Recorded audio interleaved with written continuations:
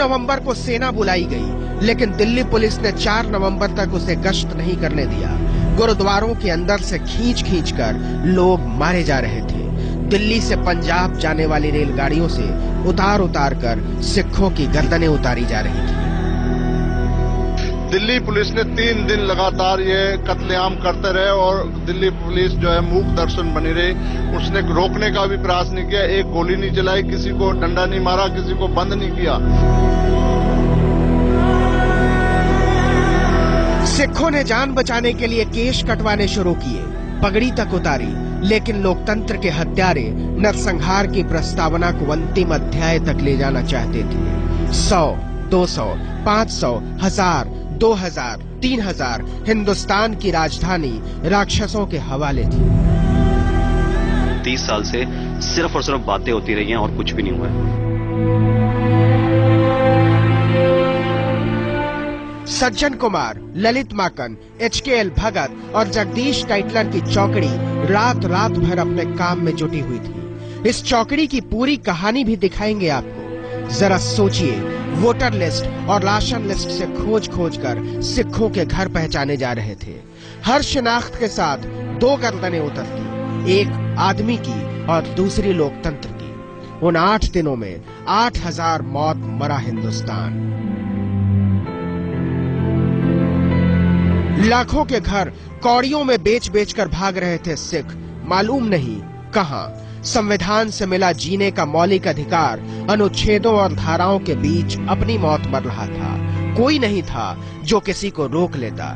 जिन आंखों ने वो मंजर देखे हैं, वो आंखें आज तक नहीं सूखी, क्योंकि जब सियासत सूख जाए तो उम्मीदें काट हो जाती हैं।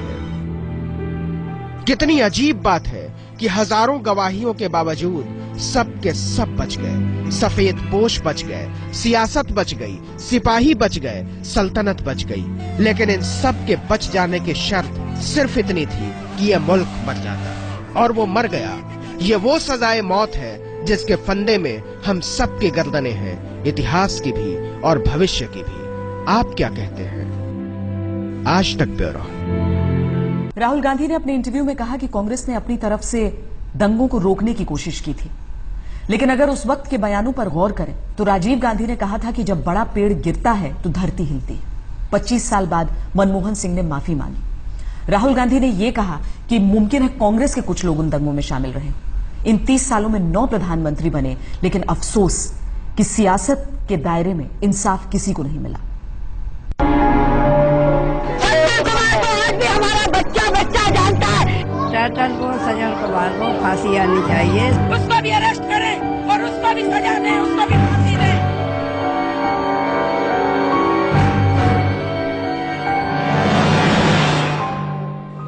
तमाम आयोगों, अदालतों, कमेटियों, गवाहियों, बयानों, सबूतों, परिस्थितियों और रिपोर्टों के बावजूद सब के सब बच गए।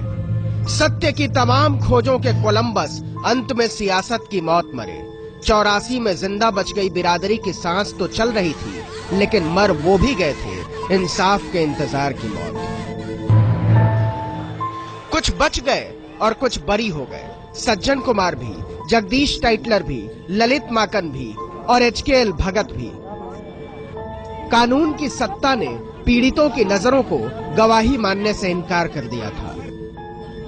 जब सब 1 सेकंड भी खड़े नहीं हुए, मैं तो वहीं बैठ गई थी कि मैं कह रहा ये चाह रही थी कि सज्जन कुमार को आपने बरी कर दिया तो मुझे सजाए मौत दो।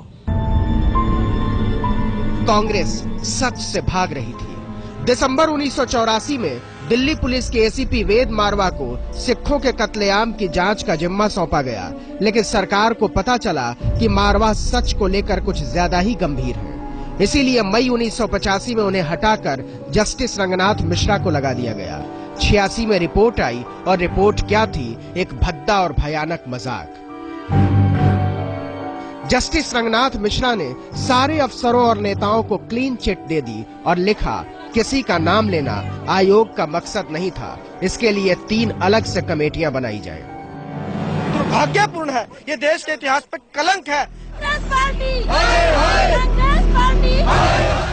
कांग्रेस दिखाने की कोशिश करती रही कि वो सिखों को इंसाफ दिलाएगी, लेकिन वो अंदर ही अंदर अपने नेताओं की चमड़ी उधड़ जाने के डर से घबराई हुई थी। एक आयोग, दूसरा आयोग, तीसरा आयोग, 10 आयोग बने, लेकिन इंसाफ का इंतजार नहीं खत्म हुआ।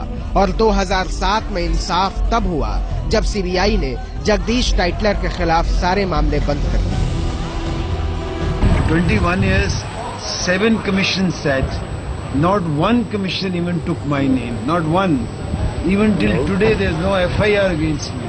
Even a little constable has not come to ask me a question. फाइलें जिंदा रही और उम्मीदें मरती रही, मरती रही, मरती रही और मरती रही। अप्रैल 2013 में सज्जन कुमार भी इंसाफ की सदगति को प्राप्त हुए बरी हो गए। आज न्यायपालिका से जो मुझे न्याय मिला है, न्यायपालिका ने मुझे निर्दोष साबित किया है। 1987 में कपूर मित्तल कमेटी ने 72 पुलिस वालों के नाम लेकर कार्रवाई की सिफारिश की थी। 30 को तो फौरन बर्खास्त करने की सिफारिश थी, लेकिन सिपाहियों ने सियासत वालों को बचा लिया था और सियासत वालों ने सिपाहियों को बचा लिया। और इस तरह 84 के दंगों का इंसाफ इंतजार की मौत मर गया। ये बेशक 100 साल भी लग जाए, इंसाफ जब तक मिलेगा नहीं, ये स्ट्रगल जारी रहेगी। ये स्टेट स्पॉन्सर्ड कार्नेज था, जिसको ये राइट्स कहते हैं। कांग्रेस को लगा कि चुनाव में जाने से पहले इस इंसाफ का हिसाब करना होगा, तो प्रधानमंत्री मनमोहन सिंह ने माफी की मुद्रा बनाई और संत हो गए। I have no hesitation in apologizing not only to the Sikh community but to the whole Indian nationhood, because what took place in 1984 is the negation of the concept of nationhood enshrined in our constitution. Congress फिर जीत गई, लेकिन न्याय तब भी नहीं जीता। 30 बरस बाद राहुल गांधी ने भी स्वीकार किया कि कांग्रेस 84 के कत्लेआम के न्याय को लेकर ईमानदार नहीं थी। 1984 के दंगों में मासूम लोग मारे गए थे और उनका मारा जाना बहुत भयानक था, जैसा नहीं होना चाहिए। 1984 और गुजरात दंगों में फर्क ये है कि गुजरात दंगों में सरकार शामिल थी। 84 के दंगों के दौरान सरकार दंगे रोकने की कोशिश कर रही थी। मैं तब बच्चा था और मुझे याद है कि सरकार पूरी कोशिश कर रही थी। गुजरात में इसके उलट हुआ, सरकार दंगों को भड़का रही थी। इन दोनों में बहुत फर्क है। अब एक बार फिर चलिए उन सहमे हुए चेहरों की ओर, पढ़ने की कोशिश कीजिए इन उजड़ी हुई आंखों को। हर आंख के भीतर राजनीति की रेत का रेगिस्तान है। क्या हम सिर्फ कानून से हारे? क्या सिर्फ राजनीति से हारे? क्या सिर्फ अदालतों से हारे? क्या सिर्फ उम्मीदों से हारे? क्या सिर्फ विश्वास से हारे? या खुद से ही हार गए थे हम? सोचिए, क्योंकि नागरिक जब खुद से हारने लगे तो मुल्क हार जाता है। पूछने का जी करता है, क्या आजादी सिर्फ 3 थके हुए रंगों का नाम है जिसे एक पहिया ढोता है, या इसका कोई खास मतलब होता है? कोई बताएगा क्या? आज तक ब्यूरो।